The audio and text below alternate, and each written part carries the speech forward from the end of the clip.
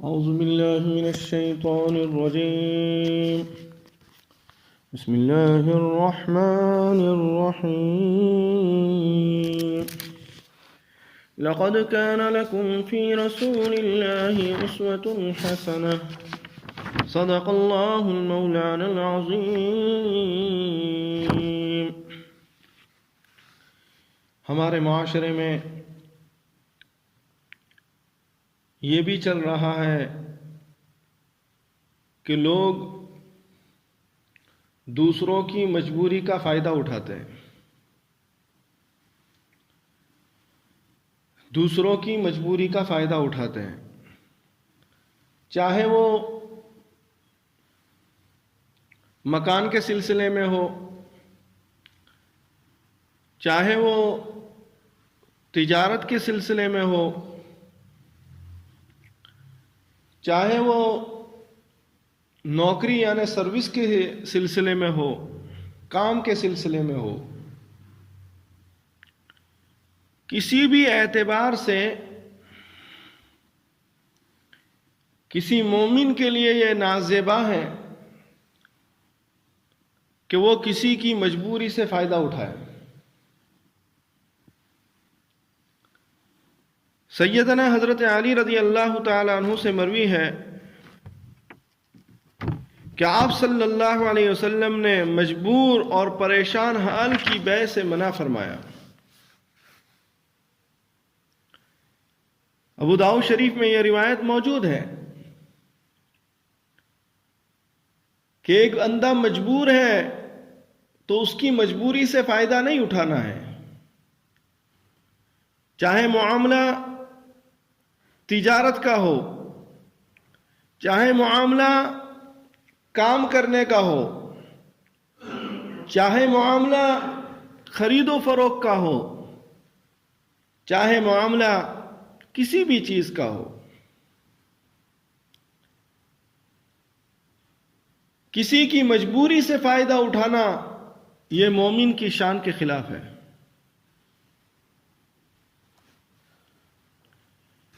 کسی کی مجبوری اور پریشانی کے عالم میں اس کی مدد کرنے کے بجائے ہمارا معاشرہ اس کی پریشانی، اس کی تکلیف اور اس کی مجبوری سے فائدہ اٹھانے کا ہے.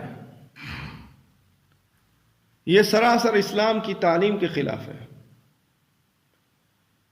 آج کل یہ ہوتا ہے کہ ایک بندے کے بارے میں اگر آپ کو پتہ لگا کہ وہ ملک چھوڑ کر جا رہا ہے یا کسی چیز کو بیچ رہا ہے اور اس کو بہت جلدی ہے، تو اب اس کی چیز کو جو بازار کی ویلیو ہے اس سے بھی کم مانگ کر جو ہے اور کم دام لگا کر اس سے خرید لینا، یہ مجبوری ہے. اسی طرح ایک ریٹ بازار میں نوکری اور کام کرنے کا چل رہا ہے، مزدور کی مزدوری کا ایک ریٹ چل رہا ہے، لیکن اس بیچارے کے پاس کوئی کام نہیں ہے تو آپ اس کی مجبوری سے فائدہ اٹھا کر اسے کم پیسوں میں رکھ لو. اس کے ہنر ہونے کے باوجود یہ اس کی مجبوری سے فائدہ اٹھانا ہے. اسی کو کہتے ہیں غریبوں کے خون کو چوسنا، مزدوروں کے پسینے کو جو ہے نکالنا. شریعت مطہرہ جو ہیں ان بات کو ناپسند فرماتی ہیں، بلکہ یہ ابو داؤد شریف کی روایت میں تو سرکار مدینہ صلی اللہ علیہ وسلم نے منع فرمایا. یعنی جائز نہیں ہے، جائز نہیں ہے کسی مسلمان کے لیے کہ وہ کسی مجبور کی مجبوری سے فائدہ اٹھائے. مجبور کو مجبوری کے عالم میں اس کی مدد کرنا ہے، اس کی پریشانی کو دور کرنا ہے، اس کے ساتھ کھندے کے ساتھ کھندا ملا کر کھڑا رہنا ہے، اور اس کو یہ بھروسہ دلانا ہے کہ آپ بے فکر رہیں، جو بازار کی ویلیو ہے اسی ویلیو میں جو ہے یہ بک جائے گا. لیکن افسوس در افسوس ہمارا معاشرہ کہاں سے کہاں چلا گیا. گویا کہ یوں کہا جائے کہ کسی بھی چیز میں جو ہے ہم اپنے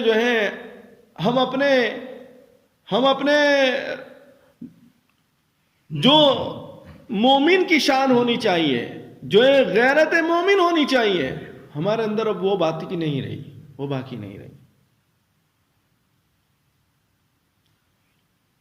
بلکہ ایسے موقع پر اس کو اگر ضرورت ہو تو اسے قرض دے دو کہ بھئی اتنا قرض لے لو تم جو ہے. اسی طرح بہت سارے لوگ موٹر کار ہے, ہاں بائک ہے, ہاں کسی وجہ سے وہ بیچنا چاہتے ہیں, یا انہوں نے اور مکان خرید لیا یا اور گاڑی خریدی ہے, اب یہ گاڑی ایسے ہی پڑی ہوئی ہے, تو اب جو ہے اس سے جو ہے بالکل سستے دام میں خرید لینا, یہ شان مومن کے خلاف ہے. ہاں ہو سکتا ہے وہ کوئی اور گراہک نہ ہونے کی بنا پر آپ کو سستے میں دے دے, ہاں اور جو ہے بہت ہی زیادہ جو ہے نقصان اٹھائے.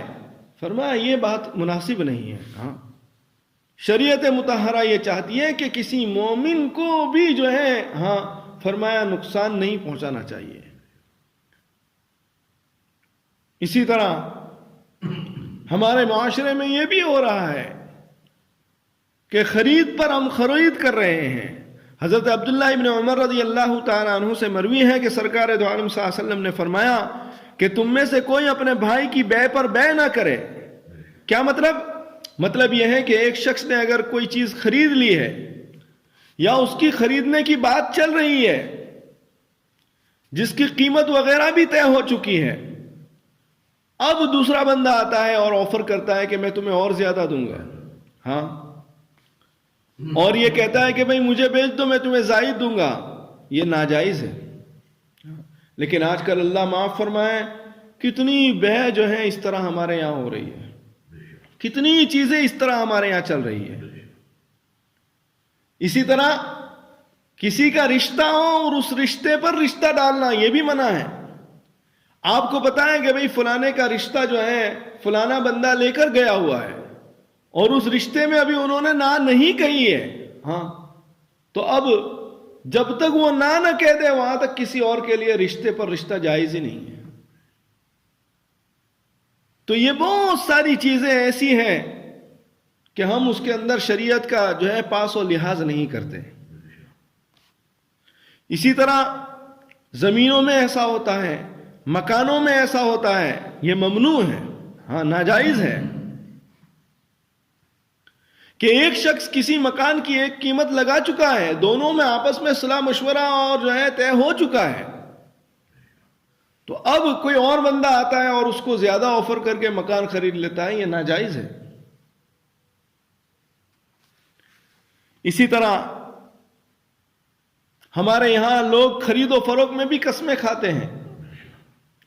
سیدنا حضرت قتادہ رضی اللہ تعالیٰ عنہ سے مروی ہے, مسلم شریف میں اور مشکات شریف میں یہ روایت موجود ہے کہ آپ صلی اللہ علیہ وسلم نے فرمایا کہ خرید و فروخت میں کثرت سے قسم کھانے سے احتیاط کرو, قسم مت کھایا کرو بھائی. اور اگر قسم کھانے کے بعد اگر وہ مال بک بھی جاتا ہے تو اس میں برکت نہیں ہوتی ہے. بے برکتی کا جو ہے ذریعہ ہے خرید و فروخت میں قسموں کو کھانا, ناپسندیدہ عمل ہے. حضرت ابو ہریرہ رضی اللہ تعالی عنہ سے بخاری نے روایت کیا کہ سرکار مدینہ صلی اللہ علیہ وسلم نے فرمایا قسم سامان کو تو بکوا دیتا ہے مگر برکت کو ختم کر دیتا ہے. بخاری شریف میں ابو ہریرہ رضی اللہ تعالی عنہ سے جو ہے مروی ہے کہ قسم کھانے سے سامان تو ہو سکتا ہے تمہارا بک جائے لیکن برکت ختم ہو جائے گی. تو جس مال میں برکت ہی نہ ہو وہ مال کس کام کا. اور سیدنا حضرت ابو ذر رضی اللہ تعالیٰ عنہ سے روایت ہے, مسلم شریف میں بھی یہ روایت موجود ہے کہ آپ صلی اللہ علیہ وسلم نے فرمایا اللہ تعالیٰ 3 آدمیوں سے قیامت کے دن گفتگو نہیں فرمائیں گے. 3 آدمی گفتگو نہیں فرمائیں گے, ان کی جانب نگاہ نہیں فرمائیں گے, بات بھی نہیں فرمائیں گے اور نظر کرم بھی نہیں ڈالیں گے, اور انہیں پاک صاف بھی نہیں کریں گے گناہوں کی گندگیوں سے, اور پھر ان کے لیے دردناک عذاب ہے. سیدنا ابو ذر رضی اللہ تعالیٰ عنہ فرماتے ہیں کہ یہ لوگ تو بڑے خسارے میں ہوں گے. اے اللہ کے رسول صلی اللہ علیہ وسلم وہ کون لوگ ہوں گے جو خسارے میں ہوں گے؟ سرکار مدینہ صلی اللہ علیہ وسلم نے فرمایا کہ ٹخنوں سے نیچے پائجامہ رکھنے والا مرد، بالغ مرد، جو اپنے پتلون کو، شلوار کو، پائجامہ کو ٹخنوں سے نیچے رکھتا ہے مرد ہو کر۔ نمبر 2، احسان جتلانے والا۔ تم بھول گئے میں نے تمہارے ساتھ یہ نیکی بھی کی۔ ہاں، آج کل تو اللہ معاف فرمائے ہر کوئی بندہ جو ہے احسان جتلاتا ہے۔ احسان جتلانے والا قیامت کے دن اس کو پتہ لگے گا، جو وہ احسان جتلاتا ہے اس کا قیامت کے دن پتہ لگے گا کہ بھئی یہ تو جو تم نے احسان جتلایا، اللہ رب العزت کی نگاہ کرم بھی نہیں ہوگی، اللہ رب العزت بات چیت بھی نہیں فرمائیں گے اس کے ساتھ، اس کو گناہوں کی گندگیوں سے بھی پاک نہیں فرمائیں گے، اور فرمایا اس کے لیے دردناک عذاب ہے۔ تو یہ احسان جتلانے کا ہمارے اندر بہت زیادہ جو ہے رواج ہوتا جا رہا ہے۔ اور فرمایا احسان وہی جتلائے گا جو کمتر انسان ہوگا، جو اللہ کی نگاہوں میں جس کی کوئی ویلیو اور وقت نہیں ہوگی، وہی جو ہے احسان جتلائے گا۔ ورنہ جو ہے جو انسان شریف ہے، شریف لوگ اور شرافت والے کبھی احسان نہیں جتلاتے۔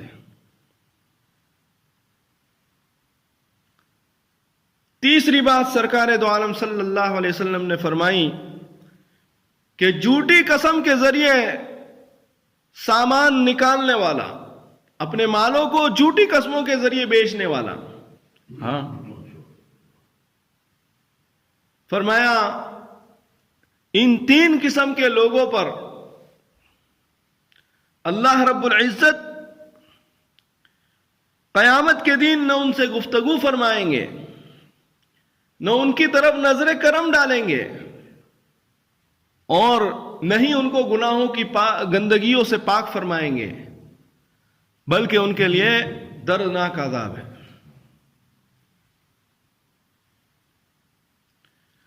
اور یہی مضمون مال کی بے برکتی کا قسم کھانے کی، کہ قسم کے نسبت پر اپنے مال کو بیچنا، سعید ابن مسیب رضی اللہ رحمت اللہ علیہ سے بھی مصنف ابن عبد الرزاق میں اسی طرح کا قول منقول ہے۔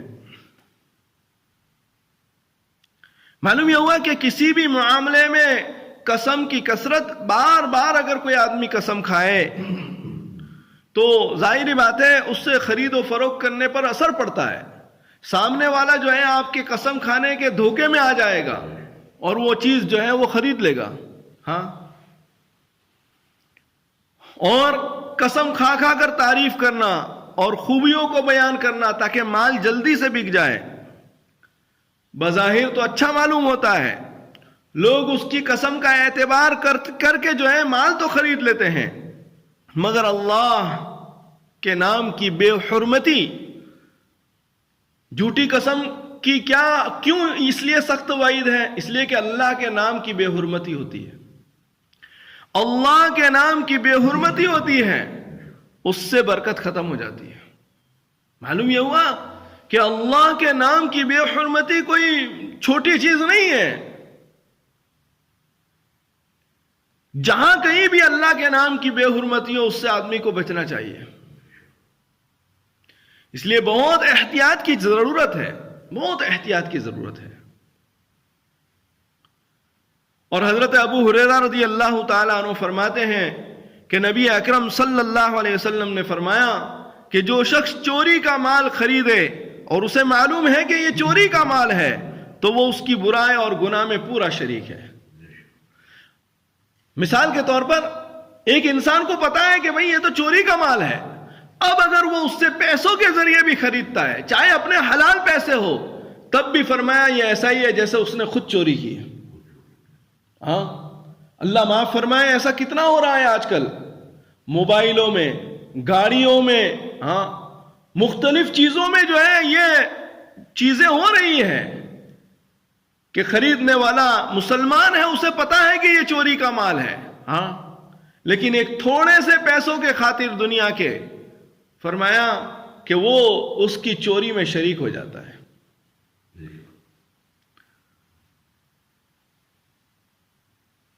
اسی طرح اگر آپ کو پتا ہے کہ بھئی یہ مال ڈکیتی کا ہے، ناحق طور پر ظلمن کسی سے چھین لیا ہے، چوری کہتے ہیں چھپے ہوئے طور پر جو ہے کسی کی چیز کو لے لینا، اور ڈکیتی دن دہاڑے اس کے سامنے جو ہے ظلمن اس کی چیز کو لے لینا، چاہے ڈرا کر، دھمکا کر، یا مار کر، کسی بھی طرح. فرمایا یہ سب چیزیں جو ہیں فرمایا کہ حرام ہے، حرام ہے. اور آپ کو پتا ہے کہ یہ بندہ جو ہے اس طرح کا کام کرتا ہے، اور وہ جو بھی مال لاتا ہے وہ یا چوری کا ہوگا، یا ڈکیتی کا ہوگا، یا ظلمن ہوگا. فرمایا ایسی چیز خریدنے والا اس کے گناہ میں برابر شریک ہے، چاہے وہ اپنے جیب سے حلال پیسے سے خرید رہا ہے، لیکن اس کے حق میں فرمایا یہ جائز نہیں ہے. اسی طرح بہت سارے حضرات ہندوستان، پاکستان میں چوری کر رہے ہیں. کوئی ریلوے کی چوری کرتا ہے، کوئی ٹکٹ نہیں خریدتا ہے، کوئی ٹکٹوں کو بیچ دیتا ہے. اسی طرح کوئی الیکٹرک چور ہوتا ہے، کوئی گیس چور ہوتا ہے، میٹروں کے اندر تبدیلی کر کے. یہ سب چیزیں ناجائز ہیں، یہ سب چیزیں ناجائز ہیں. اور اسی طرح الیکٹرک میٹروں کو جو ہے آہستہ کر دینا، ہمارے ملکوں میں یہ بہت ہوتا ہے، بلکہ یہاں پر بھی بہت سارے جو ہے اس طرح کے لوگ ہوتے ہیں جو کچھ کسی نہ کسی طور پر جو ہے وہ میٹر کے اندر کوئی گڑبڑ کر دیتے ہیں. یہ کسی بھی طور پر جائز نہیں ہے، یہ غلط ہے کہ بھئی حکومت کی کوئی چیز ہو تم خرید لو، تم جیسے چاہو اسے اس کے استعمال کرو. ایسا نہیں ہے. حکومت کی چیزیں، کمپنیوں کی چیزیں بھی اسی طرح ہے جس طرح کسی کی پرائیویٹ چیز ہو. پبلک اور سرکاری سب کا حکم یکساں ہے.